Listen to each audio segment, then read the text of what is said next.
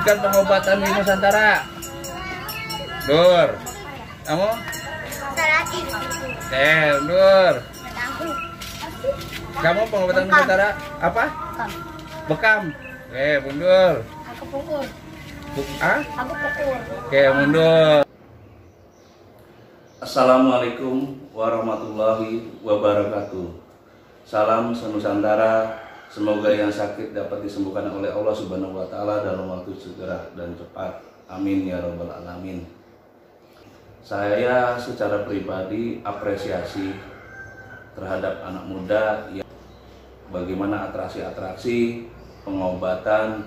Tentunya perjuangan dan niat baik jangan sampai mengurangi makna dan nilai. Kenapa mendiskreditkan kata dukun? Telah terkesan bahwa dia membongkar perdukunan.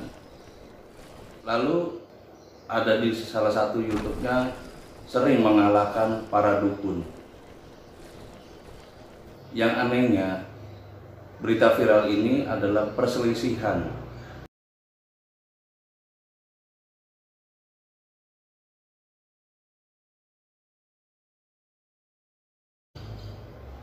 mungkin teman-teman bisa menyaksikan di channelnya mereka. Pertanyaan kita semua adalah, dukun salah apa di antara channel-channel mereka? Apakah mereka mengerti kata dukun? Misal, dukun cabul, dukun penipu, dukun santet, itu sering diungkapkan di masyarakat. Bagaimana menjelaskan ini semua? Dukun cabul dalam bahasa Indonesia adalah sebuah kata kerja. Dukun yang pekerjaannya cabul. Dukun penipu yang pekerjaannya menipu. Apakah seperti itu dukun pada era sejarah? Tentunya agar tidak mengurangi makna, agar tidak mengurangi nilai, apresiasi saya terhadap teman-teman yang bisa membongkar praktek pengobatan yang mengandung atraksi-atraksi untuk menipu masyarakat. Alangkah baiknya kata dukun diganti dengan dukun palsu. Tentunya ini saya latar belakangi dengan peristiwa di mana sejarah perdukunan di Indonesia pada zaman itu yang teman-teman mungkin belum tahu. Ada hukum kesehatan pada zaman Majapahit yang akan saya bacakan sekilas dalam kitab Kutama Nawa mengenai undang-undang pidana terdiri 272 pasal. Urayanya adalah, salah satu urayanya adalah, jika ada orang yang mengobati tanpa memiliki pengetahuan tentang obat-obatan, tanpa banyak mengetahui mantra atau bahasanya referensi dan doa, tanpa mengetahui soal penyakit artinya diagnosa, tetapi hanya menghendaki hadiah dari orang yang sakit, orang itu akan diperlakukan sebagai seorang pencuri. Hukuman berat justru menantinya jika dia mengobati binatang dan binatangnya mati. Pelakunya mesti didenda 4 kali. Sementara jika dia mengobati seorang manusia dan malah tidak sembuh tetapi kemudian mati, dendanya selaksa. Lalu jika yang diobati seorang brahmana kemudian mati, dia bakal diganjar hukuman mati oleh raja yang berkuasa.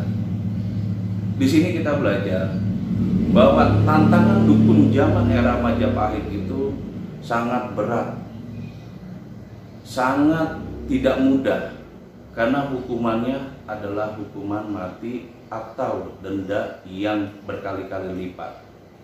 Apabila diimplementasikan pada zaman sekarang, ada yang berani sebagai pelaku pengobatan Mari kita belajar sama-sama, kita simak sama-sama sejarah dukun pada zaman sebelum abad 19 tertulis dalam prasasti yang terdapat di Nusantara. Terima kasih, mari kita belajar sama-sama. Nusantara, inilah bukti sejarah yang ditemukan. Di situ ada peperangan, ada luka-luka, ada yang sakit, ada tim medis nggak? Ada. Tapi sekarang itu dipropaganda dengan jelek, nama-namanya dibuat yang jelek. Apa namanya? Dukun. Padahal dukun nggak mesti syirik. Dukun nggak mesti syirik. Itu hanya propaganda kedokteran barat untuk menghancurkan kedokteran asli tradisional Indonesia.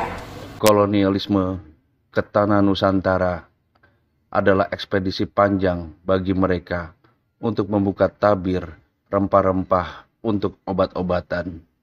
Hal ini penting karena dapat membantu mereka untuk menjamin kesehatan dan ekonomi bangsanya.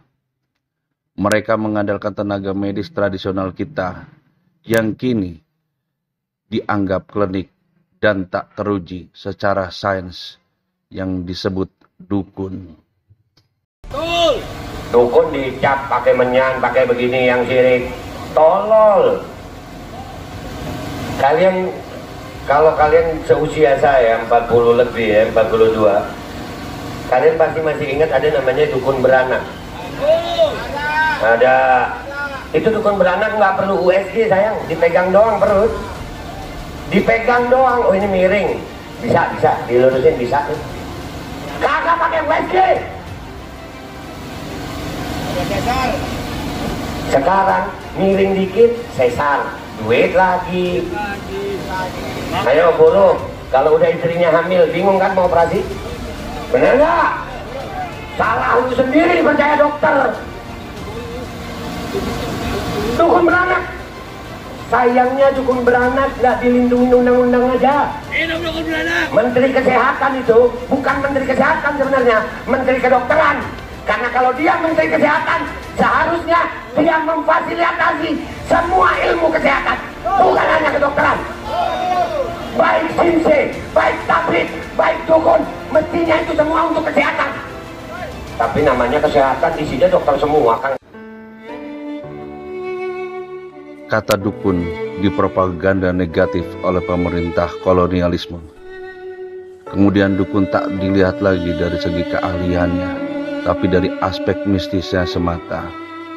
Ini tercatat dalam sejarah propaganda dukun Nusantara. Kamus Inggris Melayu Bory pada 1701 mendeskripsikan dukun sebagai ahli pengobatan dan sains. Tetapi setelah pemerintahan kolonialisme masuk dalam Kamus Nederlands van Indie 1917, kata dukun dideskripsikan sebagai orang yang punya kekuatan magis, bukan ahli kesehatan. Kata dukun yang semakin negatif juga ditemukan dalam Kamus Jawa 1934 sampai dengan Kamus Besar Bahasa Indonesia yang mengasosiasikan dukun dengan hal-hal magis saja. Jadi, propaganda sejarah dukun di awal abad 19 itu maknanya sudah berbeda dengan dukun di awal abad 20 oleh pemerintah kolonialisme.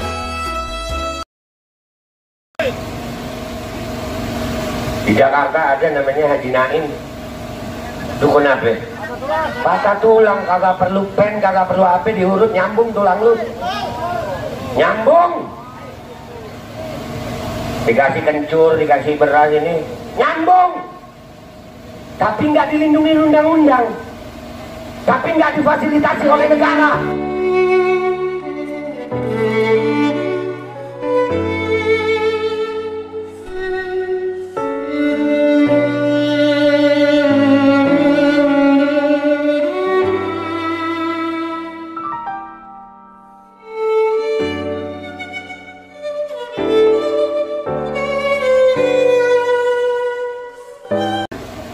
Rumah sakit tidak memperpanjang umur. Rumah sakit tidak menunda ajal. Gua mau mati sekarang, mau mati besok, bukan karena gua nggak di rumah sakit atau di mana, karena memang sudah ajalnya. Idza jaa ajaluhum la yastakhiruna sa'atan wa la yastaqdimun. Nah, setelah kita dapat pengetahuan yang disajikan tentang sejarah dukun pada era abad 19 dalam prasasti Karwa Wibangga, maka itulah sejarah dukun di negeri kita. Dia sudah, profesi tersebut sudah mengalami degradasi yang sangat hebat semenjak awal abad 20 yang dilakukan oleh kolonialisme.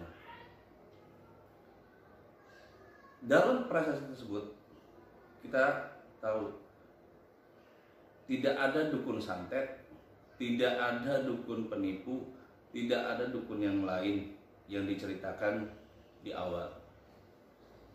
Kita hanya mengenal dukun patah tulang, dukun beranak, dukun pijat, yang hari ini mereka berjuang di masyarakat, membantu masyarakat. Bagaimana mereka berjuang menghadapi penyakit-penyakit masyarakat. Tentunya tidak elok kalau kata-kata dukun ini terus dinegatifkan, maka kita sebagai bangsa Indonesia, kita punya masalah. Kapan ini mau selesai? Kapan ini kita mau maju? Saatnya kita meluruskan sejarah antara dukun dan penipu, karena musuh kita bukan dukun, tapi musuh kita adalah pencabulan, penipuan, dan yang lain-lain yang mengatasnamakan dukun dan lain sebagainya. Oke, simak hukum pidana dan hukum perdata pada zaman era Majapahit, era kolonial, dan era sekarang oleh Dr. Iran Siregar SH. Nantikan kita bahas sama-sama bagaimana hukum kesehatan itu sudah ada semenjak zaman Majapahit. Terima kasih semuanya. Semoga semuanya diberikan kesehatan oleh Allah Subhanahu wa taala. Assalamualaikum warahmatullahi wabarakatuh. Salam Nusantara.